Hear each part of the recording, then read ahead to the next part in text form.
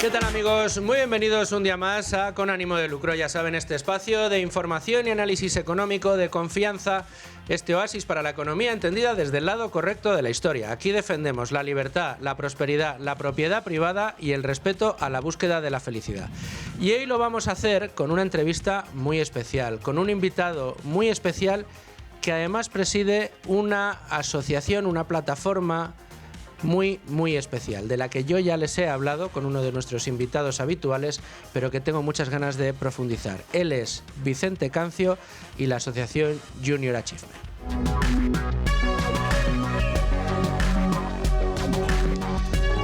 Pues me acompaña ya en esta mesa don Vicente Cancio, que es CEO del Grupo Zurich en España, patrono de Zurich Foundation y además, desde diciembre, creo que ha sido, es presidente de la Fundación Junior Achievement España. Don Vicente Cancio, muy bienvenido a Con Ánimo de Lucro.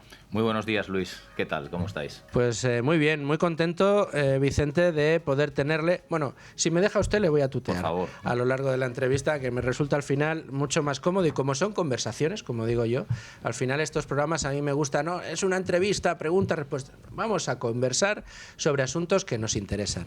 Y Antonio Carvajal, que recientemente ha iniciado una sección con nosotros para hablarnos de esas herramientas que podemos ir utilizando para nuestra vida, relacionados pues con asuntos de emprendimiento, de economía, y que muchas veces no nos enseñan en la escuela, no lo tenemos en la educación habitual que nos dan nuestros padres, pero que sin embargo resultan herramientas extraordinariamente útiles para todos nosotros, para nuestra vida, para nuestro crecimiento como personas y también como profesionales.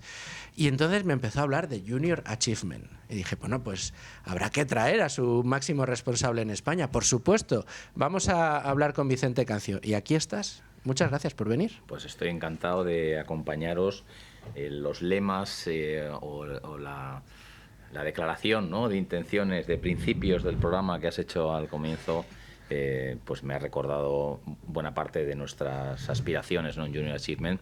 A nosotros ayudamos a los jóvenes a emprender, a darles algunas herramientas para ello, y les ayudamos en definitiva a prepararse mejor para su empleabilidad, ¿no?, que es algo importantísimo en la vida. Y por supuesto, quien está bien empleado y quien emprende con éxito o vive esa ilusión del emprendimiento, estoy convencido de que casi toca la felicidad. Vicente, déjame ser un poquito malo, aunque sea al principio de la conversación. Eres el responsable en España de una de las aseguradoras más grandes del mundo. Es una responsabilidad extraordinaria. Me imagino que llenará muchas de las horas de tu día y de tu semana. Y en un momento determinado dices, ya, pero yo quiero seguir empleando parte de mi energía en Junior Achievement, en estos valores que rodean a una iniciativa que busca inspirar a los más jóvenes. ¿Por qué te metes en este lío, Vicente? Bueno, yo estoy en este lío como hay miles de directivos en España que dan lo mejor de sí mismos para ayudar a la sociedad de muchísimas maneras, con el apoyo de todos los recursos que tienen nuestras empresas.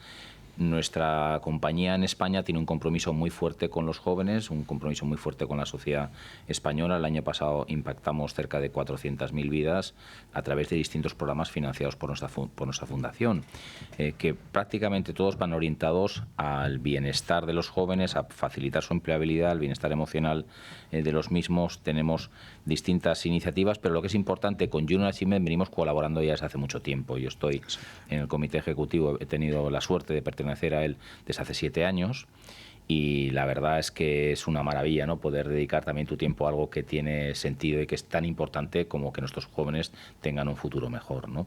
Desde luego. Además, una de las cosas que más me ha gustado de todo lo que he ido conociendo durante estas últimas semanas de Junior Achievement son unas formaciones, son un conjunto de iniciativas que están sustentadas fundamentalmente en valores.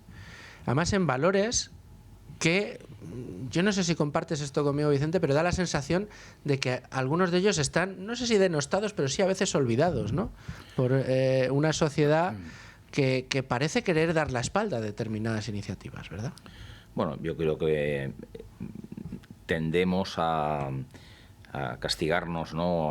O a criticar, pero yo creo que en la sociedad española hay miles y miles de ejemplos de cosas buenísimas, ¿no? Y de valores que se ponen, no solo se dicen, no se explican, no se escriben, no se ponen en una slide, sino que son reales, ¿no? Porque supone tiempo de las personas, supone dedicación. Mira, en Navidad, te pongo un pequeño ejemplo.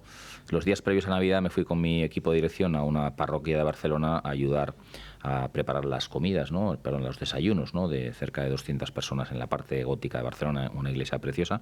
Y al llegar allí, que nosotros íbamos un poco, pues qué valientes somos, a dedicar un rato a esto, me encontré con un grupo de jóvenes y no tan jóvenes, personas de la ciudad, alguna de ellas amiga mía, que llevan haciendo eso durante años todos los días. O sea que yo creo que todo lo que podamos hacer es poco y creo que la sociedad española, hoy teníamos algunas noticias sobre el abandono escolar, por ejemplo, de nuestros jóvenes, ¿no? Cómo ha mejorado, ¿no? Desde el año 2008, que estábamos en el 32%, una cifra muy alta, donde estamos ahora, que estamos en el 9%.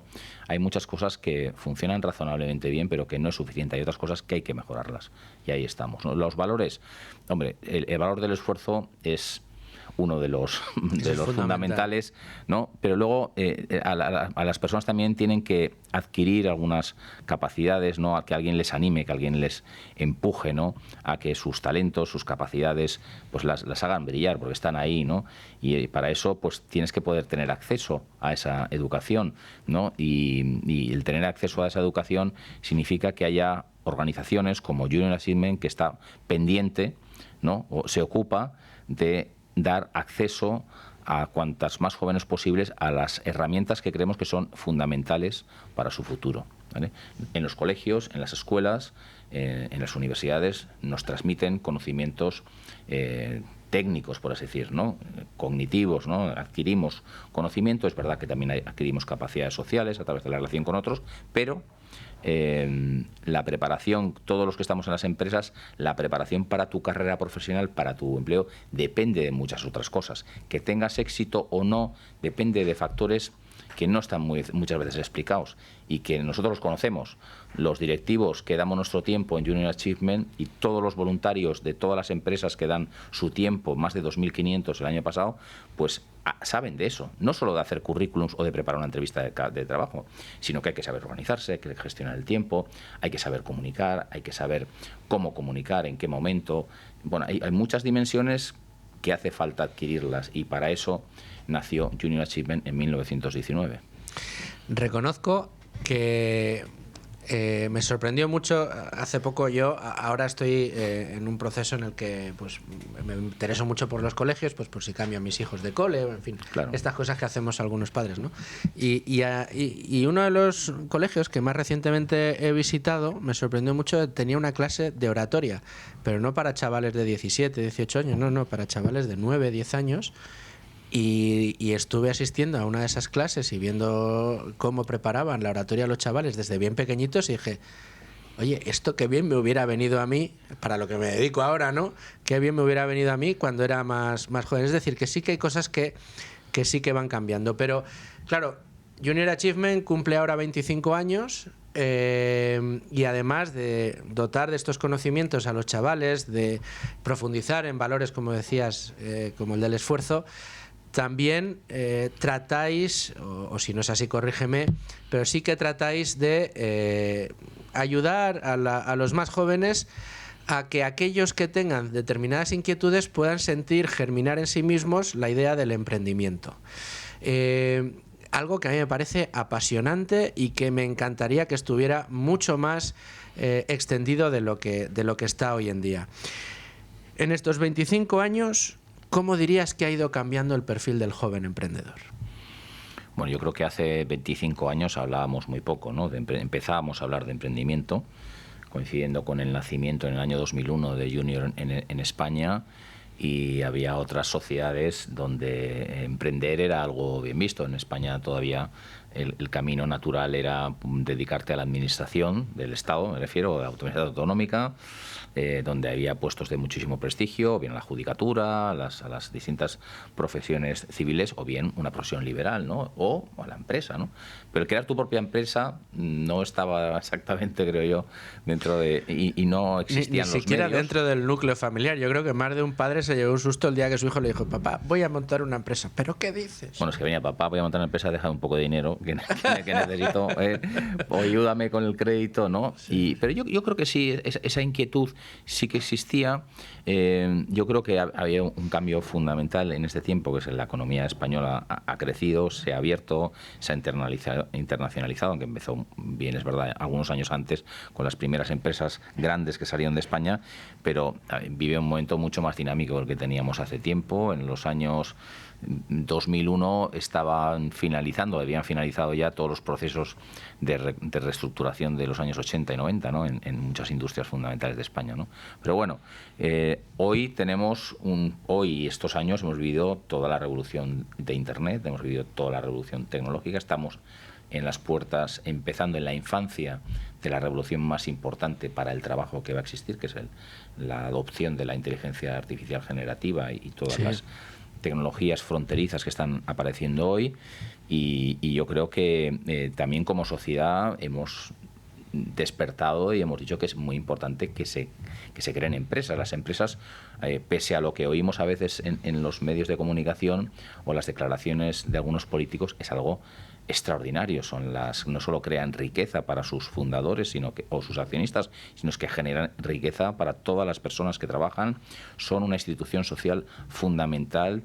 Hay que cuidarlas, hay que preservarlas, porque cuanta más empresa, el tejido, no solo de las existentes, sino de las que emprenden, se fortalezca, mejor, ¿no? O sea que el emprendimiento, creo que todavía estamos lejos de otras sociedades como la sociedad americana, por supuesto, incluso de algunas sociedades asiáticas o alguna europea, pero vamos en buen camino, y desde Junior lo que hacemos es fomentar, explicarles a que entiendan qué significa invertir, qué significa el retorno, qué significa, cuántas cosas hay que tener en cuenta cuando creas una empresa, más allá de los papeles, la burocracia, sino qué significa eso, ¿no? Llevar tu visión a la realidad. Hacer de benefactor social, al final, porque muchas veces cuando uno busca... Fíjate, uno de los consejos que a mí siempre me han dado, personas ya con un éxito atesorado a lo largo de su carrera profesional en el mundo del emprendimiento, de la empresa, de la dirección de compañías, siempre me decían lo mismo. Dice, si tú quieres montar una empresa para forrarte y lo único que quieres es ganar dinero, probablemente no vayas a tener éxito. En cambio, si identificas un problema y crees que tienes la solución, seguramente estés más cerca de conseguir tu objetivo final, que es el de ganar dinero. Pero bueno, en un programa que se llama, Vicente, Con ánimo de lucro, evidentemente aquí somos muy defensores precisamente de esa búsqueda del beneficio, que en última instancia es lo que genera esas ideas que lo que buscan al final es identificar problemas que tiene la gente y poner encima de la mesa soluciones por los que al final pues cobrar un canon, ¿no?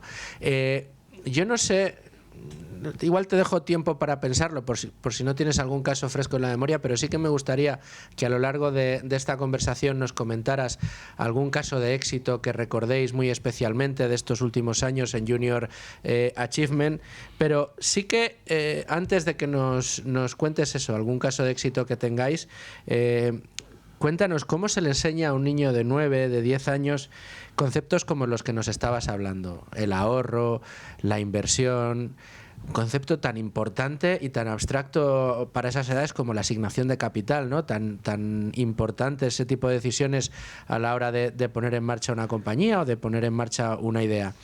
¿Cómo lo conseguís en Junior Achievement? Viendo a la primera pregunta, ¿no? Que si conoces algún caso de éxito, hay cientos de casos de éxito en Junior y fuera de Junior, de gente que emprende y que yo creo que la búsqueda que has comentado del beneficio no es el único motor que yo creo que hay una ilusión vinculada al emprendimiento, hay una esperanza, hay muchísima energía, muchísimas ganas de hacer las cosas, hay un cierto propósito también. Cierto. En algunos proyectos es más acusado, en otros más, ¿no? de hacer algo bueno, de conseguir algo bueno. O sea, nadie monta una empresa para hacer algo malo. Bueno, hay malvados y criminales, Sí. pero dejemos eso fuera, ¿no? Pero la gente monta algo que cree que va a mejorar el mundo, que cree que va a ayudar a las personas, y que va a haber personas que se crean su proyecto y le van a comprar. Y por supuesto, menuda sin sorgada, una empresa sin beneficio puede aguantar un ratito, es como el oxígeno. Si no puedes invertir, si no puedes pagar tus nóminas, si no puedes tal, pueden darte financiación por un tiempo, si el proyecto va a tardar mucho tiempo en madurar, pero es absolutamente necesario. No hay nada malo en generar un beneficio, porque el beneficio es la gasolina que hace que la empresa crezca, se haga más fuerte, más robusta, genere más empleo, genere más vinculación con la sociedad, genere más huella, etcétera, etcétera. Y mejore las soluciones que tiene. Es que hay esa teoría que tenemos a veces en España, de que España somos un país de pymes, y es verdad, el 99% de nuestras empresas son pymes. Creo ¿no? que las empresas de más de 50 empleados suponen el 1,18%, me parece. Pero el viaje de la empresa, o digamos el itinerario de la empresa, es crecer. Las empresas tienen que crecer, no tienen que hacerse más pequeñas. De una empresa pequeña es un reto porque necesitas recursos para poder seguir generando o creando ese sueño que te has. No es un objetivo en sí mismo ser pequeño, el objetivo es ser grande, ¿no? Claro. Pero volviendo a el tema del ejemplo, tenemos un caso muy concreto en Junior, que preguntando al equipo, ¿no? Durante este último tiempo han pasado cerca de 15.000 emprendedores, ¿no? Por nuestros distintos programas, pero hay una historia especialmente interesante que es la de Francisco José Ruiz, ¿no? Que estuvo en el año 2007-2008 en nuestro famoso programa de mini empresas. Mini empresas, esto que tú montas una empresa y compites con otras empresas y te vas evaluando con expertos, directivos, y te van diciendo, oye, pues mira, qué proyecto tan bonito, pasas a la siguiente ronda y al final todo acaba en una final nacional, etcétera, etcétera. Es uno de nuestros programas más famosos, ¿no? Pues maravilloso, por otro lado, ¿eh? Sí, yo os animo a que vengáis a ver alguna de las igual, incluso podéis ahí entrevistar a los, pues a veces son chavales de 16 años, de 15 años, ¿no? O sea, que ya están, les ves, ¿no?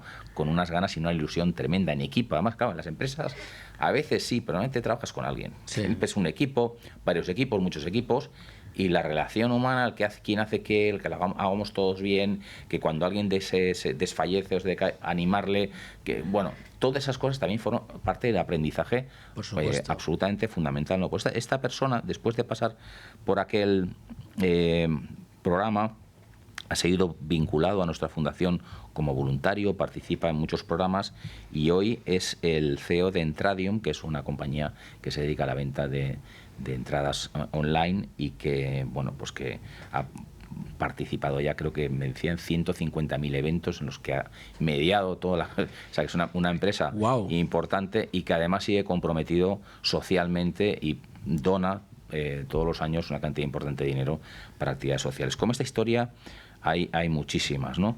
Y fomentar el emprendimiento, que no es nada fácil, no porque por la burocracia o porque sea muy complicado montar una empresa, dejando todo eso al lado, es porque tener éxito con tu empresa no es fácil, porque hay otros que compiten contigo y eso te exigen que para competir con éxito tengas que hacer lo mejor posible lo que sabes hacer.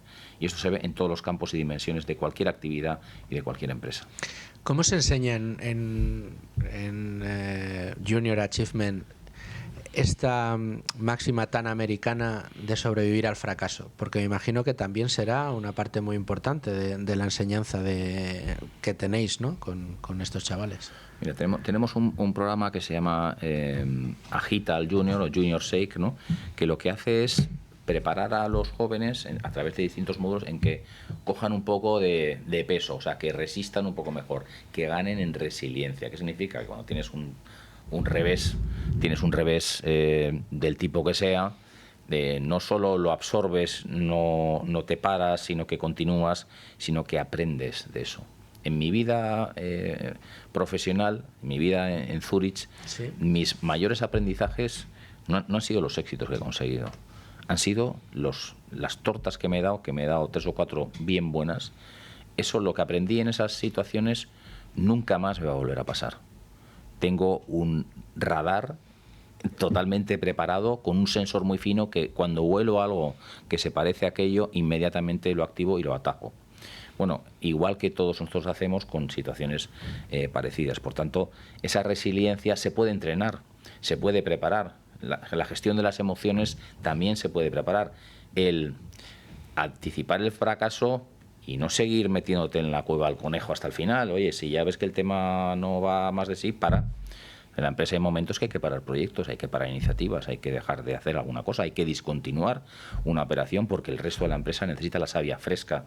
Correcto. No necesita seguir estando lastrada por ese proyecto que ya vemos muy difícil, por lo que sea, que no funcione. O sea que en todos estos temas, lo que nos dimos cuenta cuando empezaron, ¿no?, los pioneros, ¿no?, de Junior en España, en el año 2001. ¿Tú sabes cómo empezó esto aquí en España? Aquí, esta es una organización que tiene más de 100 años. Se fundó en el año 1919 en Massachusetts, ¿no?, en Springfield, y la fundó un grupo de 3 personas que vio la convulsión que estaba sufriendo el mercado laboral, porque en Estados Unidos entonces venían decenas, centenares de miles de jóvenes del campo, venían a las ciudades a buscar trabajo. Luego ya vienen otras convulsiones, pero esa fue la que tenía en ese momento, y claro, había una diferencia entre lo que esos jóvenes sabían hacer y lo que era el mercado de trabajo espectacular. Entonces dijeron, oye, ¿cómo les preparamos? Entonces montaron un primer programa que se llama Boys and Girls preparándose para el tal, y se comprometieron y empezaron a dar horas de su tiempo, a entregar ese tiempo a la sociedad con ayuda de gente de sus empresas, y ahí nació una organización que hoy trabaja en 120 países, que ha sido nominada desde el año 22 todos los años al Premio Nobel de la Paz, y que simplemente trata de ayudar a las generaciones que vienen por detrás. Entonces, en el año 2001 se le sugirió a la persona que lleva Junior Achievement en Argentina, oye, tú que hablas español, a ver si encuentras a alguien ahí en España, exactamente, ¿no? Y el tal Martí vino y claro, como buen argentino nos convenció enseguida, ¿no? Nos vendió el tema perfectamente. Fue un gran comercial. Grandísimo, tema importante también, hay que saber explicar muy bien las cosas. Encendió la llama y entonces lió a un grupo de empresarios que ya se conocían, algunos del American Council y en general multinacionales en España. Sus principales directivos, sus número 1, se reunieron durante distintas sesiones muy intensas, alguna de ellas auspiciada en algún hotel de Madrid por Marta Butragueño, me decían esta mañana. Y empezaron a ver eso, cómo qué teníamos que hacer, cómo empezamos. Pero los primeros pasos de aquel proyecto que nació en ese momento no fueron nada fáciles. No fueron nada fáciles porque el sistema educativo español no digería este tipo de enseñanzas o este tipo de aprendizajes que queríamos instalar, ¿no? Está absolutamente reglado, no teníamos acceso a los colegios. Hoy tenemos acceso a trabajamos con más de 3.000 colegios en España. El 70% prácticamente son públicos, hay una parte privada y concertado, y también trabajamos con algunas universidades, pero era un tema muy complicado, y entonces eso ha ido a base de tesón y de fuerza y de muchas horas de trabajo, ha ido enraizándose, y tenemos la cosa tan bonita este año que celebramos nuestros 25 años. Hoy los vamos a celebrar pues como se celebran estas cosas, pues trabajando e intentando hacer mejor las cosas. El año pasado pudimos echar una mano a 65.000 jóvenes en España, y esperamos que durante los próximos años pues sean muchos más, ¿no? Cuando hablabas de las veces que te has tropezado, que has sufrido fracasos en tu vida profesional y que de ellos has aprendido mucho, recordaba no sé si conoces a Álvaro Guzmán de Lázaro, que es el socio fundador y director de inversiones de Advalor, la gestora de fondos, y ha venido muchas veces aquí con nosotros, Álvaro, y nos ha contado pues desde sus tesis de inversión hasta sus principios en el mundo de la inversión, y él siempre habla de sus cicatrices. Dice, yo de lo que más he aprendido en el mundo de la inversión, de lo que más he aprendido durante todos estos años para atesorar un track record a lo largo de mi vida, además de un 17% anualizado, ha sido las cicatrices, ¿no? Y me coincide mucho el mensaje con el que decías, ¿no? Al final, las cicatrices, los tropiezos que has tenido, las veces que pensabas que ibas a tener razón y no las has tenido, tenido y la realidad o el mercado no te ha dado la espalda, empiezas a identificarlas y a decir, mira, ya, aquí ya me lo sé, aquí ya tropecé, no vamos a tropezar otra vez con esa misma piedra. Pero, perdón, el fracaso forma parte del juego, es decir, por supuesto, aquí hay riesgo en cualquier proyecto de emprendimiento, en tu propia carrera profesional, te puedes preparar, pero luego suceden cosas que muchas veces no están ni siquiera en tu... no las puedes controlar, o si las te has equivocado. Ese fracaso forma parte del abanico o de las dimensiones del emprendedor, del joven que emprende, o del directivo o del profesional. Y entonces hay que vivir que es algo natural a la vida. No es algo... Pasa que tienes esa reputación, ¿no? Que todos nos gustaría ser, pues no sé, superstars todo el día, pero no hace falta. Los más brillantes del mundo. Sí, no. Has visto una película, entonces quieres ser como... No, o sea, que eres quien eres y eso forma parte también. Y te da mucha... creo yo, como ha dicho este profesional que tienes aquí, ¿no? Mucho fondo y mucha tranquilidad para el viaje, hacerlo bien. Ahora, intenta no repetir 2 veces lo mismo, ¿sabes? Si es, hombre, claro. la has pifiado en un tema, con una suficiente. Sí, en el mundo de la inversión igual, si te vas al mejor inversor de todos los tiempos, que podríamos convenir que es Warren Buffett, quien Dios guarde muchos años, espero todavía, pues la fortuna que tiene es espectacular, es un hombre que ha cosechado numerosos éxitos a lo largo de toda su vida, pero no todo fueron éxitos y no todo fueron buenas ideas. Lo que sí tuvo el acierto fue, como decías, ¿no? Dejar de escarbar hacia abajo y decir, aquí me he equivocado, vamos a cambiarnos y vamos a tratar de corregir este problema. Hay una creencia que yo creo que es muy habitual, no sé si estás de acuerdo conmigo, de que cada generación piensa que la generación que viene está peor preparada que la suya. Yo creo que la generación de mis padres pues pensó que la nuestra estaba peor preparada, que su bachillerato era mejor que nuestra educación, y la nuestra piensa que nuestros hijos pues que van a salir peor preparados de lo que estaban. Es algo que yo creo que es una creencia que se repite de manera sistemática a lo largo de las generaciones. Sin embargo, Vicente, tú que estás pues muy comprometido, ¿no? con el talento joven y con la preparación del talento joven y llevas años con ellos, ¿crees que esto es así o es más bien al contrario? Cada vez salen mejor preparados pero con habilidades diferentes.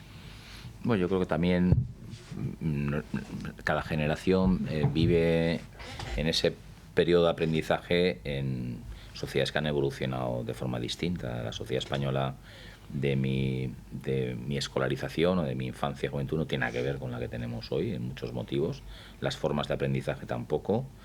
La calidad de los profesores seguramente tampoco, pero seguimos con ese tic, ¿no?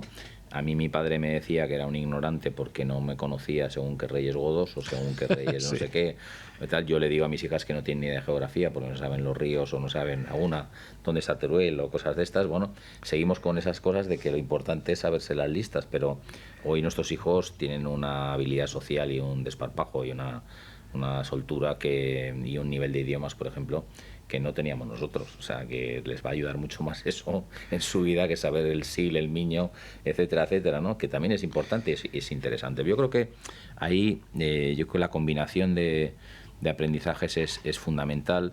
Volviendo, yo creo que el periodo que en general todos los jóvenes pasan en la educación obligatoria ha aumentado porque, repito, el abandono escolar ha disminuido pues de forma muy sustancial. El año 2008 para cualquier joven que estaba pues que no andaba muy bien en los estudios, etcétera, era muy atractivo irse al mercado de trabajo porque el mercado de trabajo ofrecía oportunidades de forma muy fácil, dinero a los 16, 17, 18 años, 19, y ¿para qué voy a seguir estudiando? Si tengo aquí 2.000 euros al mes.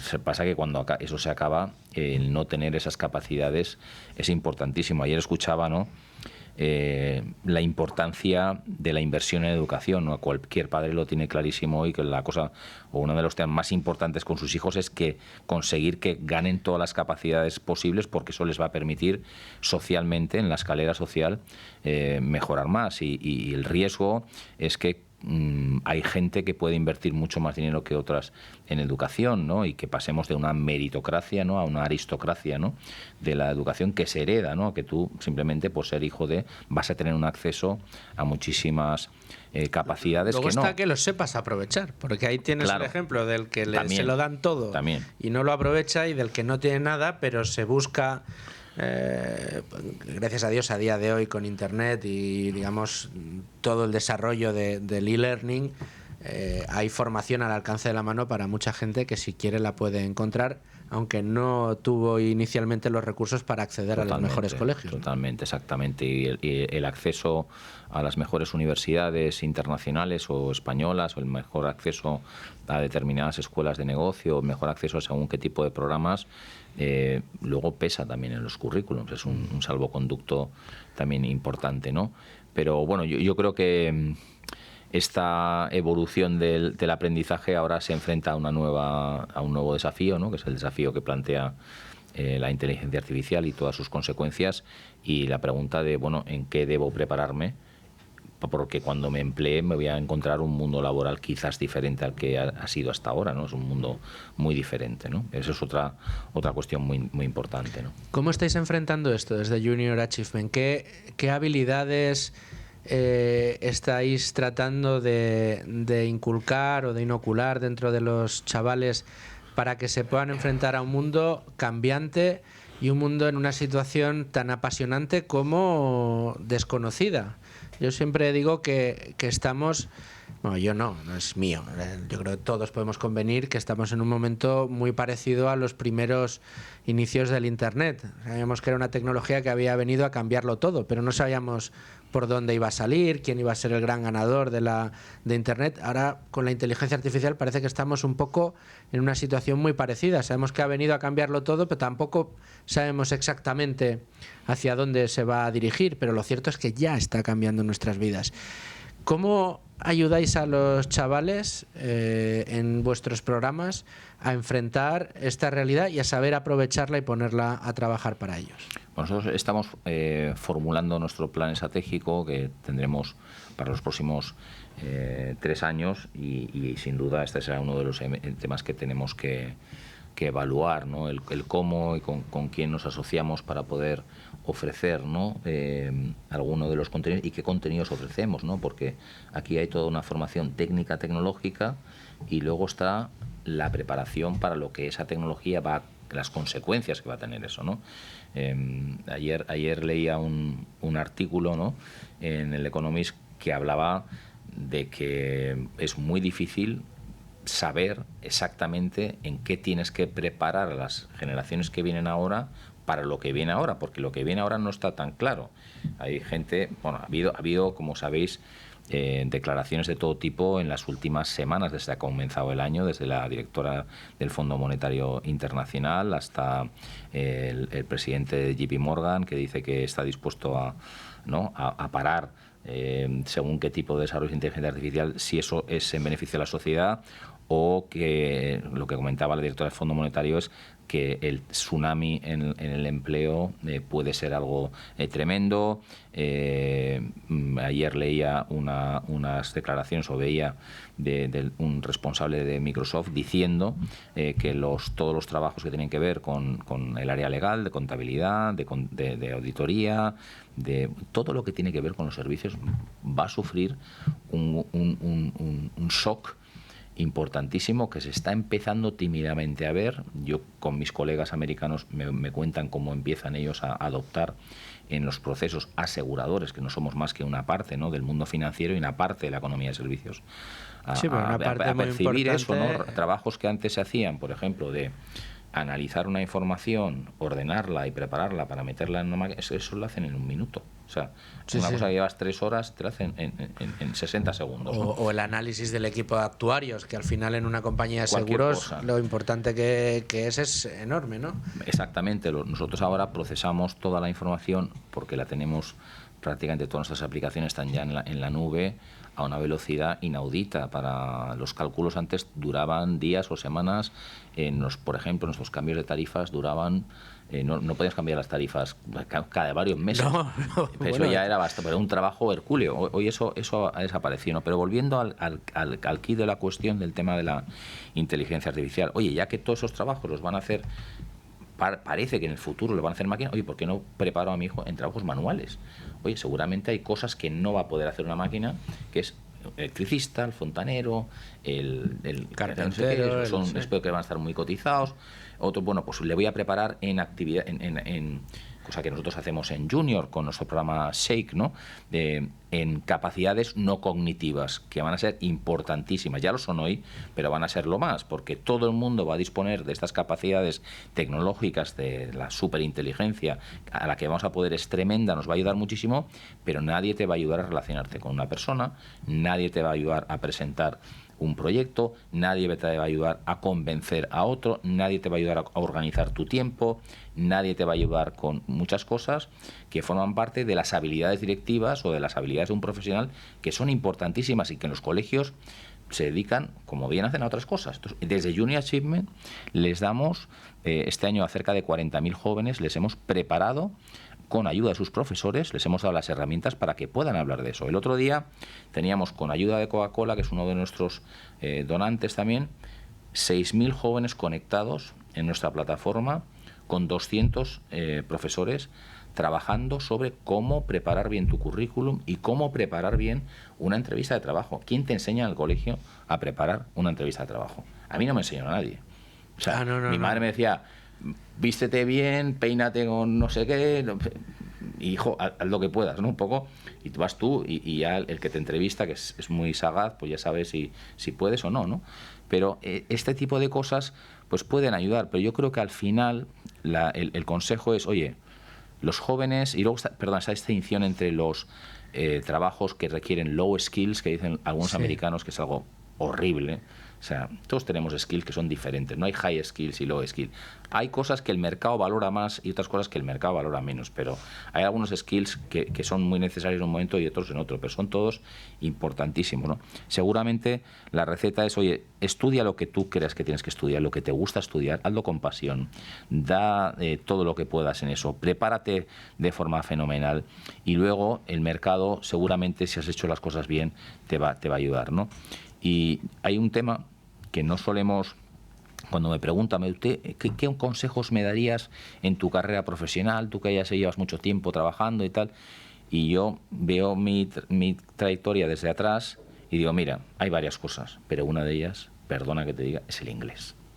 Si tú quieres trabajar en una compañía grande, o tienes inglés o tienes inglés. Pero inglés, no el inglés que sabemos, el inglés, el bueno, el fino, el que tiene acento. Eso te va a dar simplemente un ratio de... O sea, sus oportunidades de crecer en la compañía se multiplican por 1,5, ¿vale? Comparado con el que no lo tiene. Ahora, en tu compañía, si tienes un conocimiento avanzado en gestión de datos o en temas de inteligencia artificial, tus posibilidades de crecer en la compañía se multiplican por otro 1,5. Cualquier directivo dentro de 5 años, si no ya, tendrá que estar equipado con un conocimiento bastante profundo de todas estas tecnologías, porque claro, son las que le van a dar la posibilidad de transformar su empresa, y si no lo hace él, lo va a hacer la empresa de al lado. Su competidor va a ser más espabilado y va a invertir más en eso. O sea que lo que tenemos que poner en la maleta va cambiando, pero está claro que hay cosas que van a ser absolutamente fundamentales y que desde Junior tenemos la intención de seguir preparando a nuestros jóvenes en ese terreno. Has puesto el acento en algunas áreas de actividad en nuestro país que pueden escaparse de esa tendencia de la inteligencia artificial porque no la pueden hacer máquinas. Hablabas de básicamente los oficios, ¿no? Bueno, yo soy de los que considera el periodismo un oficio y no sé yo cuán en riesgo estamos los periodistas con la aparición de la inteligencia artificial. Pero vamos a esos oficios. Se me viene a la cabeza la formación profesional. En esta casa, en Es Radio, en Libertad Digital, que hemos prestado mucha atención a la educación y la hemos analizado muy de cerca desde hace muchos años, siempre hemos apuntado que uno de los grandes problemas que tenía el tejido educativo en España educativo entendido como esa parte que tiene que encontrar un trabajo a futuro, observábamos que faltaba una especialización en cuadros medios, precisamente en las formaciones profesionales y en los oficios, cosa que se ha ido corrigiendo, yo creo, con el tiempo. ¿Cómo abordáis esta problemática, o no problemática, esta realidad de la formación profesional en España desde vuestros programas? Bueno, la formación profesional en otros países europeos, yo conozco un poco Suiza, también Alemania, el aprendiz tiene un prestigio que aquí no tiene. Claro. ¿No? Aquí parece que lo de formación profesional es una cosa como de segunda, ¿no? Sí, de hecho, si tu hijo te dice, no, papá, yo es que quiero hacer FP, no, hijo, tú estudia una carrera y luego ya lo que claro, quieras. No vas a ser magistrado, hijo mío, pero ¿cómo no vas a poder? Claro. No, es que a mí me gusta lo de no sé, de hecho...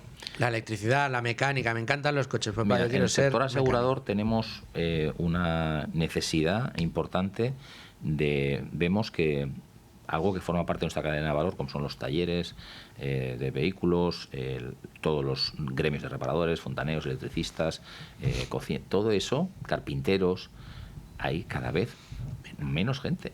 Y necesitamos pensar los próximos 10 años cómo vamos a ayudar a nutrir y estamos empezando a hacer cosas con jóvenes a través de nuestras fundaciones para prepararnos para ese tema, ¿no? Hoy, en el sector asegurador tenemos un programa de formación profesional dual, que significa, cosa que empieza a extenderse en España, que todavía es la excepción y no la regla. Aunque hay un esfuerzo público importante en esa dirección, hay algunas comunidades autónomas que están más avanzadas que otras.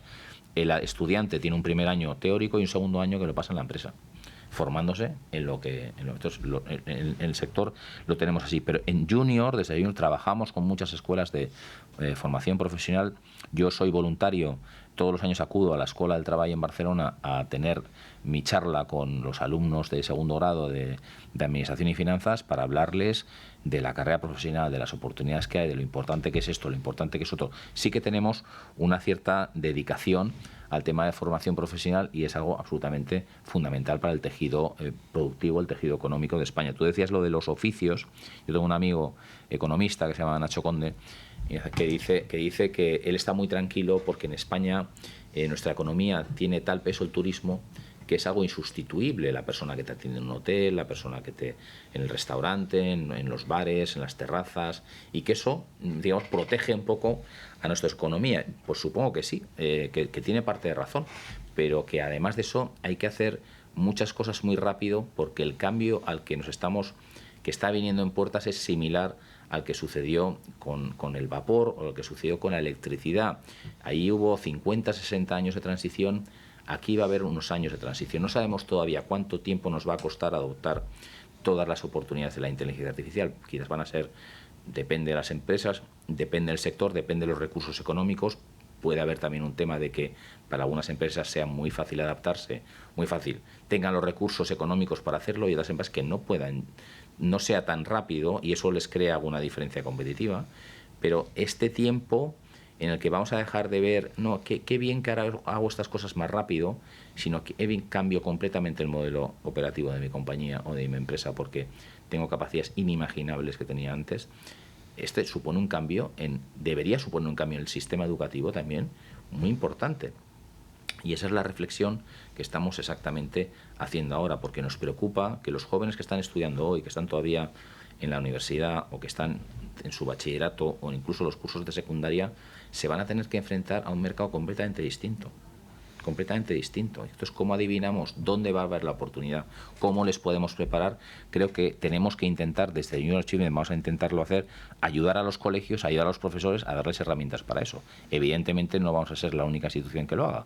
En España hay muchísimas instituciones que ayudan a los jóvenes de todo tipo, pero vamos a ver si también nosotros podemos poner nuestro grano de arena en ello. Nosotros con ánimo de lucro y muy especialmente un servidor en Tu Dinero Nunca Duerme, el programa que tengo los domingos de cultura financiera, le damos mucha importancia precisamente a esto también, ya no a la preparación profesional o a entrenar a los chavales, como bien decías, ¿no? para el mundo que viene, sino tratar también de de hacer germinar la semilla de la necesidad de tener un ahorro, una inversión, de que el dinero es un recurso que tienes que hacer trabajar para ti mismo, ¿no? Y que es algo que en otras sociedades también está muy interiorizado dentro de las propias familias, incluso en las escuelas, y que los chavales lo conocen desde bien jovencitos, pero aquí en España, como bien sabes, es algo que todavía está muy lejos del conocimiento generalizado.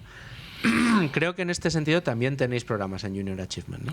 Trabajamos con la Asociación Española de Banca, con el sector asegurador, con Inverco, inversiones, para intentar ayudar a que nuestros jóvenes, nuestros niños adolescentes entiendan la importancia que tiene la formación en el dinero o en la economía, entiendan qué es ahorrar, para qué sirve ahorrar, para qué sirve el dinero, para qué sirve acertar en una inversión, qué es un salario, conceptos que no tienen que ser extraños. Los estudios que hemos hecho desde Junior Achievement muestran que los niños, la primera conciencia que tienen del dinero, del intercambio, ¿no?, es con los 6 años, ¿no?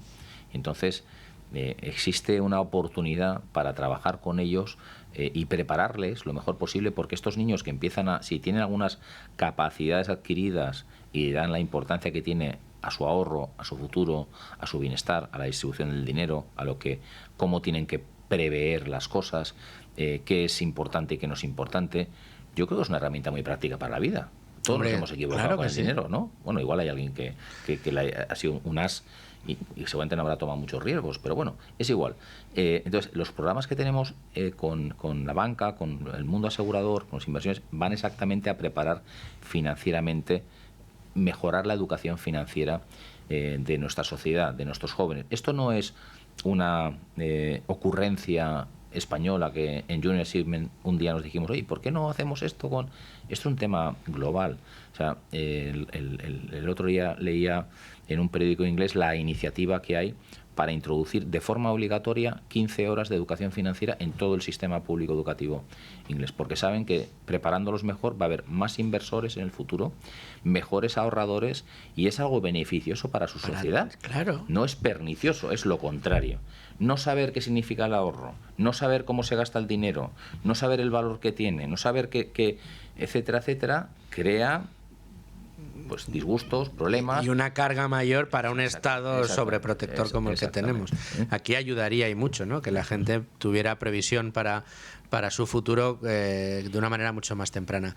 Estamos llegando al final, nos vamos a tener que ir en un ratito, vamos enseguida al boletín informativo de la 1, pero Vicente, no quiero que dejes o que dejemos de aprovechar esta oportunidad para comentar qué necesidades tiene, aunque, oye, un éxito de muchos años lo avalan, y en España una trayectoria de 25 años a Junior Achievement, pero ¿cuál sería una carta a los Reyes Magos que el presidente de Junior Achievement haría ahora que estáis preparando vuestro plan estratégico para los próximos años? ¿Cómo os nutrís? Grandes empresas que se acercan a vosotros. Oye, este programa lo escuchan muchos empresarios. Bueno, ¿Cómo pueden ayudar y cómo se pueden ver ayudados por Junior Achievement? Junior está abierto a cualquier empresario, a cualquier empresa que quiera ayudar a nuestros jóvenes en su empleabilidad futura, en su emprendimiento. O sea, y además podemos adaptarnos a las necesidades de esa empresa o el interés que tenga esa empresa. Podemos adaptarnos a las ganas que tenga de movilizar a sus directivos, a sus equipos para acceder de voluntarios en el programa. Tenemos un menú muy bien estructurado que tiene un pozo ya de 25 años y tenemos una plataforma que lo que nos permite es multiplicar el impacto. ¿Qué significa esto? Pues que antes teníamos que ir físicamente a los colegios, ¿no?, y conseguías con tu programa pues llegar a 500 personas o a 1000 personas porque lo tenías que hacer todo físicamente. Hoy seguimos haciendo eso, pero también podemos convocar en una sesión a 5.000 personas, 5.000 jóvenes o a 2.000 jóvenes o a 7.000 niñas para hablar de temas que son interesantes, porque también escuchamos lo que necesitan ellos. O sea, los jóvenes tienen unos intereses también muy determinados, y tú vas y les cuentas un tema que no tienen ningún interés, desenchufan a la primera, ¿sabes? Entonces, cualquier empresa puede participar. Hoy en Junior hay un grupo de empresas extraordinario, muy comprometido, que sus equipos participan en las actividades y que, bueno, queremos, la carta a los Reyes, ¿cuál es? Multiplicar nuestro impacto. si hoy estamos dirigiéndonos, tenemos a 65.000 chavales todos los años. Se dice pronto, 65.000 chavales al año. ¿Hasta dónde podemos llegar? Y sobre todo, ¿cuáles son las necesidades educativas más importantes de los jóvenes en los próximos años para intentar ayudarles en su empleabilidad o facilitar su emprendimiento? Porque ese entorno ha cambiado y nosotros queremos ayudar ahí. O sea que bienvenidos todos. Aparte que es un trabajo en una doble dirección. Pues da la sensación de que lo único que se hace es intentar que los chavales tengan mejores habilidades para encontrar una buena empleabilidad, pero es que en el fondo estás trabajando para las propias compañías que van a tener materia prima mucho mejor formada y mucho mejor preparada para realizar al final los trabajos que la propia industria requiere. Y sabemos, porque me imagino que también estarás al día, muchas veces que las empresas dicen, no, es que no me vienen preparados para esto, no me vienen preparados para lo otro. En Junior Achievement conseguís ese match.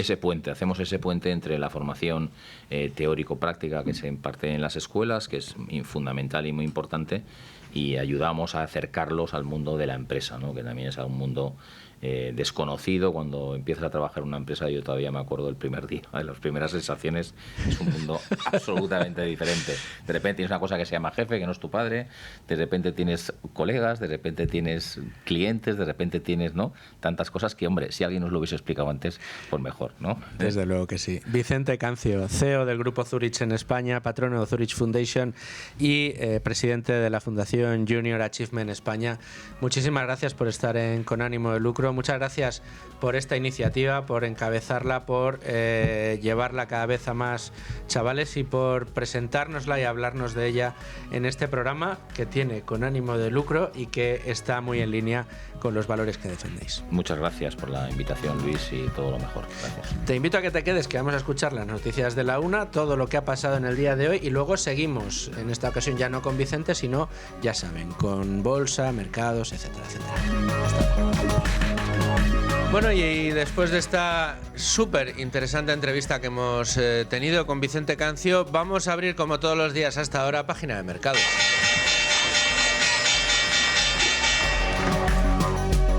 Mercados que, como estamos viendo, continúan en máximos. Un IBEX que ha arrancado en el día de hoy tocando los 18.300 puntos y manteniendo una pujanza al alza que todavía se mantiene en este arranque de año, en el que ya vamos a entrar dentro de muy poquito, en el mes de de marzo, pero lo cierto y verdad es que está cosechando unos resultados extraordinarios después del rally que ya obtuvo o que ya protagonizó durante todo el año pasado.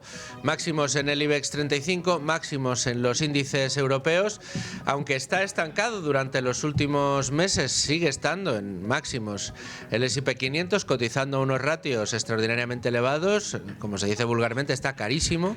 El S&P 500, uno de las pruebas fue el momento en el que Warren Buffett vio que no había manera de sacarle rentabilidad al dinero en los índices estando tan alto y yéndose a liquidez, con posiciones a posteriori que le han dado de nuevo buenos beneficios. Los últimos movimientos, y estos sí son los últimos movimientos de Warren Buffett en Berkshire Hathaway, ya lo saben, fue salir de Apple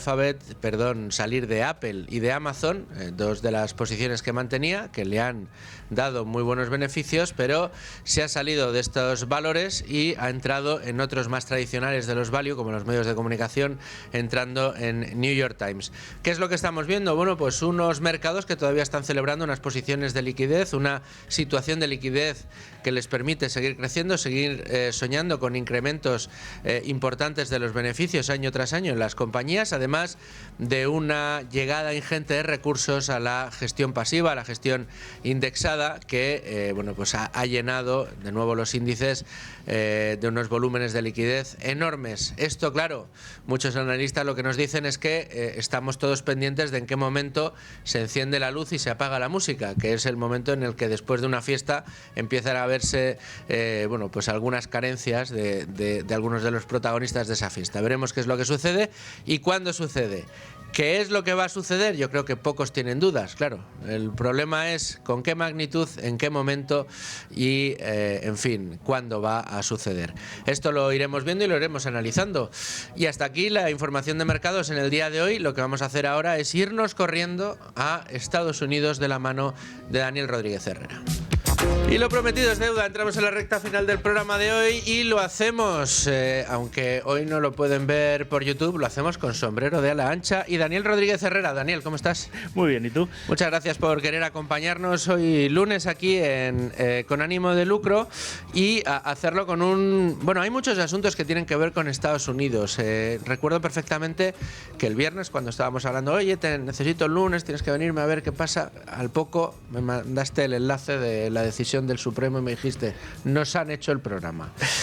Y efectivamente, si esto es hablar de economía, hablamos de Estados Unidos, no hay nada de más actualidad y quizá con más consecuencias generales sobre la economía, no solo de Estados Unidos, sino del resto del mundo, que esa decisión del Supremo de darle una patada a Donald Trump en el trasero y decirle: toda tu política arancelaria, que fue toda tu política, prácticamente la más sonada del año pasado, al traste. A lo que Donald Trump, aparte de exabruptos, contestó con: ¿me dices que no? Pues ahora un 10% a absolutamente todos los países del mundo. Y al día siguiente lo sube a un 15%. A un 15%. Porque está con el berrinche. La cuestión es, bueno... Es que dice, no, porque está con el berrinche. Pero es que por eso. Es literalmente por eso. Y la verdad es que quizá ha cometido muchos errores con esto, pero quizá el intentar imponer con la ley de emergencia económica aranceles no sea el mayor. Era previsible que fuese declarado ilegal, pero tenía alguna posibilidad de que no fuese así. Pero ha dejado pasar el tiempo, entre tanto. Podía haber intentado emplear alguna de las otras leyes que permiten, con muchas mayores dificultades y con mucha menos flexibilidad, imponer aranceles al presidente de Estados Unidos, y no lo ha preparado, con lo cual ahora se ha visto forzado a poner a restaurar esos aranceles generales y globales para todo el mundo mediante una ley que realmente no se lo permite. Y es que aunque la ley se lo permitiera, lo que es muy claro y evidente es que marca un límite temporal muy claro, que son 150 días. Entonces, después de 150 días, ese 15% que acaba de poner desaparece. Claro. Porque para poder extenderlo tendría que autorizarlo el Congreso. ¿Por qué digo que es ilegal? Bueno, pues porque como en casi todas las demás provisiones de distintas leyes en las que se puede basar para poner aranceles sin el visto bueno del Congreso, porque la Constitución de Estados Unidos muy explícitamente dice que es el Congreso el que tiene el poder de poner aranceles, el Congreso a lo largo de los años pues ha cedido parte de ese poder al presidente, pero no puede salirse más allá de lo que dicen estas leyes. Y la ley que ha utilizado, que es la Ley de Comercio del 74, la sección 122, sección en las leyes americanas es como aquí los artículos. Sí. Pues lo que viene a decir es más o menos que lo puede hacer si la balanza de pagos, no la comercial, la balanza de pagos está desequilibrada y eso supone un riesgo y y la balanza de pagos no está desequilibrada, porque esto se puso en la época de Nixon, cuando dejó de estar anclado el dólar al oro y hubo una serie de problemas macroeconómicos de todo tipo, y este riesgo sí estaba presente, pero ese riesgo ya ha desaparecido desde hace muchísimos años, el de la balanza de pagos, con lo cual, si alguien lo lleva a los tribunales, lo más probable es que se lo echen abajo. Otra cosa es que de tiempo a que se lo echen abajo antes de los 150 días, que ya se sabe que los tiempos de la política, especialmente de la política de Trump, y los de la justicia, pues son bastante distintos. Claro, pero Dani, corrígeme si me equivoco, tú eres el auténtico experto, pero quizá uno de los grandes problemas a los que se enfrenta ahora el país, después de esta sentencia del Supremo, es, salvando todas las distancias, que son muchas, lo que le ha pasado a España con la marcha atrás en las subvenciones a las renovables. España en su día decidió acabar con un régimen de subvenciones a las energías renovables que le cambiaba las reglas a mitad de partido a un montón de inversores internacionales que acudieron a España al olor del kilovatio fotovoltaico y eólico, diciendo, hombre, si el Estado me garantiza una venta con una subvención añadida al kilovatio hora durante tantos años, pues a mí la inversión en España me sale rentable. Se dejan el dinero, vienen a España, ponen las placas, etcétera, etcétera, y cuando ya tienen todo montado y la inversión hecha, le dice España, ahora eso que te dije que te íbamos a dar, ya no te lo vamos a dar. Con lo cual, todo el plan de rentabilidad de estas empresas se fue al traste. ¿Qué hicieron estas empresas? Denunciar al Estado español por haber incumplido con las normas que se habían dado para la implantación de los negocios. ¿Qué está haciendo España? Aunque todos los laudos internacionales los pierde y prácticamente todas las instancias internacionales le dan la razón a estos inversores frente al Estado español, lo que está haciendo es incumplirlas. Claro, Estados Unidos pone unos aranceles, a China del 45%, a Europa del 15%, etcétera, etcétera, y durante todo este tiempo se han estado pagando esos aranceles a la hora de comerciar con los Estados Unidos. Claro, aquellos que hayan pagado esos aranceles ahora pueden decir, oiga usted, si el Supremo ha dicho que eso no puede ser, quiero mi dinero. Es que, de hecho, ese dinero está, como estaba todo esto en juicios, ese dinero sigue estando ahí, en el Tesoro. Son unos 200.000 millones de dólares que van a tener que devolver. Lo que pasa es que ¿van a tener que devolver o el señor Trump no, se puede...? Esto lo tiene que devolver. Otra cosa es que los aranceles no los paga Europa, no los paga China. No, los pagan las empresas. Los pagan las empresas, no, pero tampoco lo paga el fabricante chino de coches o tal, lo pagan empresas importadoras, que son los que lo traen. Algunas de esas empresas pueden ser propiedad extranjera, otras son propiedad norteamericana, la mayor parte seguramente, y son esas empresas, al hacer la importación, quienes pagan el arancel. Entonces, está perfectamente localizado quién ha pagado cuánto y qué. De hecho, esto tampoco es que elimine todos los aranceles que ha ido imponiendo Trump, porque Trump, algunos de ellos, es verdad que la menor parte, ha ido utilizando otros artículos de otras leyes que le permitían poner esos aranceles concretos. Por ejemplo, estos aranceles que ha puesto, que sea el aluminio, que sea los coches, que si no sé qué, pues aquí estaba utilizando una ley distinta que permite poner aranceles a productos concretos por seguridad nacional. Entonces, productos concretos, países concretos. Esto no le permite hacer el 10% global o el 15% global, pero es lo que ha utilizado para el aluminio y todas estas cosas. La cuestión es si el grueso de los aranceles que ha puesto ha sido utilizando la ley de emergencia económica, es porque le da flexibilidad. Todos hemos visto estos meses que Trump se levantaba con el pie izquierdo y le imponía un 15% de más a algún país de arancel por Dios sabe qué. Eso es lo que ya no va a poder hacer. ¿Se puede poner aranceles? Sí, pero la mayor parte de estas leyes requieren un estudio previo, con consultas públicas, audiencias y tal, y unos cuantos meses de toda esa parafernalia antes de poder poner el arancel.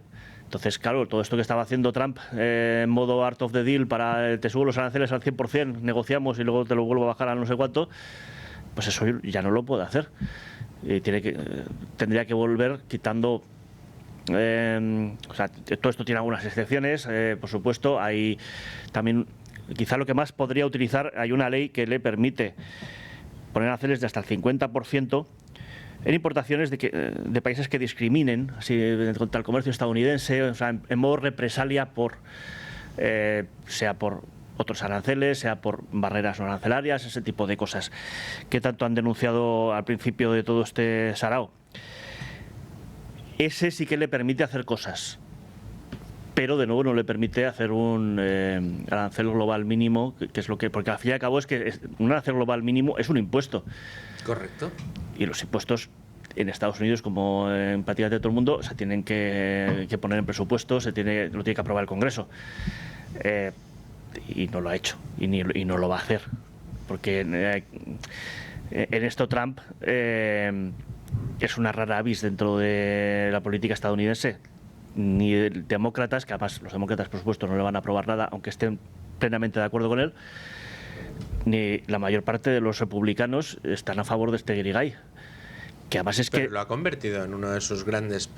O sea, si tú dices, oye, ¿en qué se resume este primer año y pico de gobierno de Trump? O sea, el gran proyecto fue el Liberation Day. Bueno, ha hecho muchísimas más cosas. Otra cosa es que en política económica es lo que más ha publicitado. O sea, él tiene esta idea absurda de que con aranceles puede llegar a sustituir el impuesto sobre la renta. Dice, hombre, claro, con los gastos que tenía el gobierno federal en el siglo XIX sí se podía hacer, pero obviamente hace mucho tiempo que ya no. De hecho, por eso se hizo una reforma de la Constitución, una enmienda para permitir el impuesto sobre la renta, que no era constitucional hasta esa enmienda, porque los gastos del gobierno federal ya no le permitían financiarse con aranceles. Pero le han convencido de que esto es maravilloso y tal, y como Trump realmente no tiene una ideología, que es una cosa que mucha gente que si le llaman facha, la llaman nazi, llaman no sé qué. Trump no es ideológico, no es nada ideológico, de hecho. Y se acerca a los republicanos y ha adoptado posiblemente muchas de esas cosas, cree en ellas. Hay mucha gente que dice, francamente, la mayor parte de la política de Trump es la política de los demócratas en los años 90. Es una política casi clintoniana en inmigración, por ejemplo. Te ves los discursos en los 80 y los 90 de los demócratas en inmigración y dejan a Trump como un progre peligroso, sí. Un tío de extrema izquierda, casi.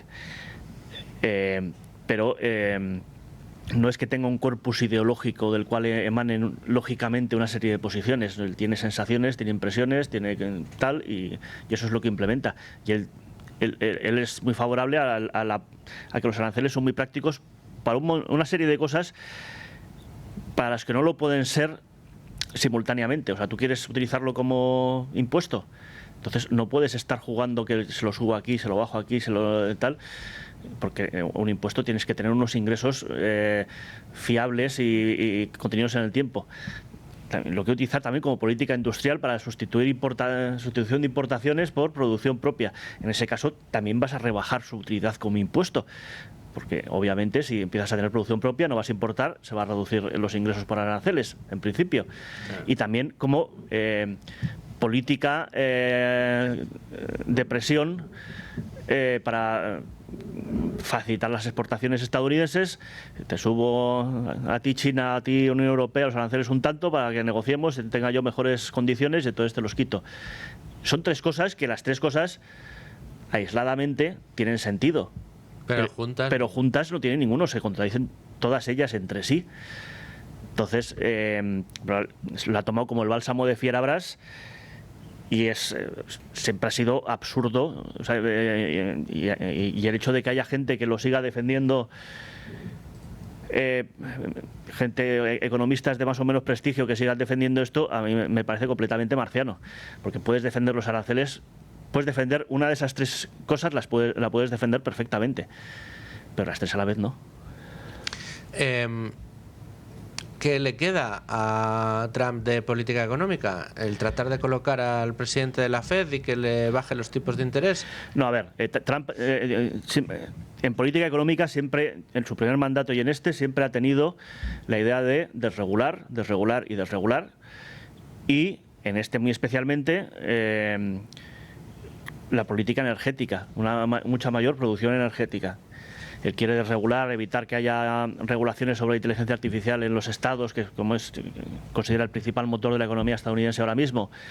Y por otro lado quiere que deje de haber restricciones a los combustibles, a los aparatos, los coches, los aparatos eléctricos, electrodomésticos, etcétera. Eliminar todas las restricciones que tienen esas cosas. Para liberar a la economía estadounidense. Eso sí que ha sido su política energética y antirregulatoria, sí que es liberación de la economía norteamericana. Y eso lo lleva haciendo desde el día 1 y lo hizo en su anterior mandato. Y de hecho muchas de las cosas que hace, que claro, cuando empezó con los aranceles, la gente, muchos economistas se pensaban que esto iba a llevar a una recesión, que iba a producir una inflación brutal, no sé qué. Y seguramente si fuese lo único que hubiese hecho, pues hubiera conducido a eso. Es lo que hubiese pasado, pero como está haciendo otras cosas mucho menos visibles, pero que mejoran la economía, bajan precios. El precio del combustible en Estados Unidos ha bajado con Trump, que lo cual es bastante sorprendente, porque una cosa es contener los precios, otra cosa es que algunos de ellos bajen. Eso tiene su mérito. Sí, más en una situación en la que el petróleo, si está haciendo ahora algo, es subir poco a poco, pero está subiendo.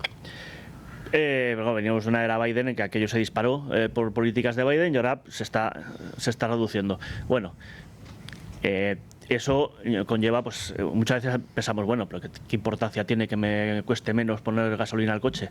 Ya bueno, pero es que no te cuesta menos a ti, le cuesta menos a los camioneros. Eso baja el precio del transporte. Claro. Por lo tanto, baja el precio de todos los productos, o el coste al menos. Otra cosa es que luego eso se refleja en precios o no se refleja en precios.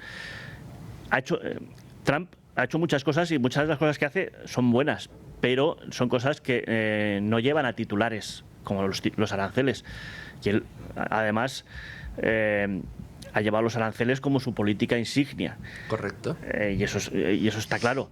Ahora, yo creo que esto realmente le beneficia. Otra cosa es que él no lo quiera ver, porque él tiene los aranceles por una cosa maravillosa, pero si los aranceles no los puede subir, el gran tema para las elecciones de mitad de mandato en noviembre es lo que han llamado affordability, que es una manera un poco rara de decir, vale, has contenido la inflación, pero la gente está sufriendo todos los 4 años de Biden con la inflación brutal que hubo y no llegan a fin de mes, no por la inflación de tu mandato, sino por toda la acumulada. No tienen dinero para afrontar sus gastos. Y eso es como el gran tema para noviembre. Oye, si los aranceles finalmente no consigues sustituirlos y los productos extranjeros entran a menor precio, pues es probable que la inflación caiga bastante y por lo tanto puedas ponerte esa medalla, aunque sea una medalla impuesta por el Tribunal Supremo. Y eso es otra historia. Bueno, pues eso habrá que verlo y estaremos muy pendientes. Por cuestiones de urgencia, anoche vimos toda la operación en México, se desata la violencia y evidentemente en la operación contra Mencho creo que se llama, ¿no? El Mencho. El Mencho, el líder del cártel Jalisco Nueva Generación, también ha tenido que ver Estados Unidos. De hecho, es una información que emana de los Estados Unidos, según las crónicas, lo que permite dar con él y acabar con él. Sí, lo que pasa es que, aunque tuviese la información de Estados Unidos, Sheinbaum tiene que decidir ir a por el Mencho. Y, hombre, posiblemente buena parte de la decisión de ir a por el Mencho sea por presión también estadounidense. O sea, hay que recordar que anteriores gobernantes de México sí que habían ido a por los cárteles con mayor o menor intensidad, porque era un problema. México es en buena medida un narcoestado. Eso significa que los narcos tienen infiltrada a la policía, tienen infiltrado al ejército, y es muy difícil para un gobierno el declarar una guerra abierta. Pero más o menos se estaban haciendo cosas en gobiernos anteriores. Llegó AMLO y aquello se acabó. La guerra contra el narco se acabó y el narco a gobernar en buena parte de México con total tranquilidad. Y Sheinbaum pensábamos que iba a hacer lo mismo. Iba a hacer lo mismo, y si no está haciendo lo mismo es porque le están apretando las tuercas desde Estados Unidos. Claro, este cártel era uno de los... su especialidad era la introducción de fentanilo en Estados Unidos. Entonces, evidentemente, era el principal objetivo. Era un objetivo alfa para claro, porque que metan cocaína, heroína, otras cosas, pues es un problema, pero no es el mayor problema en Estados Unidos ahora mismo, que es el fentanilo, y es además el que prometió Trump que iba a abordar con más energía, y esto parece claro que es un producto de la política de Trump, el cual es un tipo discutible, muy discutible, pero también hace cosas buenas, cosa que a veces se olvida. Sí, ¿no? Y este año nos lo arrancó muy bien, sí, arrancando, valga la redundancia, al señor Maduro de Venezuela, de Caracas. Dani, pues la semana que viene seguimos hablando de todos estos temas, a ver cómo ha evolucionado y cuál es la piedra de toque económica, amén de otros asuntos norteamericanos que aquí trataremos contigo, como siempre. Muchísimas gracias. A ti. Y a ustedes, señores oyentes, muchas gracias por estar ahí un día más. Ya ven que les traemos siempre lo mejor y con los mejores. Les espero mañana a las 12. Sean muy felices, amigos.